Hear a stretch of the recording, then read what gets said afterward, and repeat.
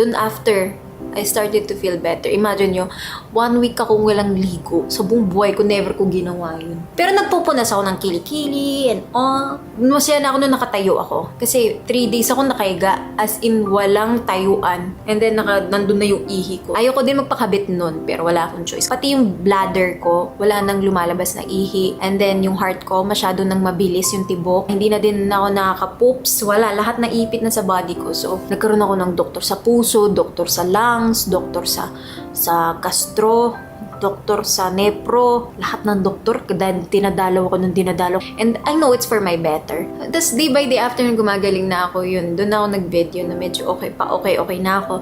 And also, pinisita ako ng mga family ko, sila ate, si Mona, si Hash. Hi guys! Welcome back to my channel. Today is a different vlog. Pinag-isipan ko kung mag-upload ako ng gantong vlog kasi usually nakikita niyo maganda,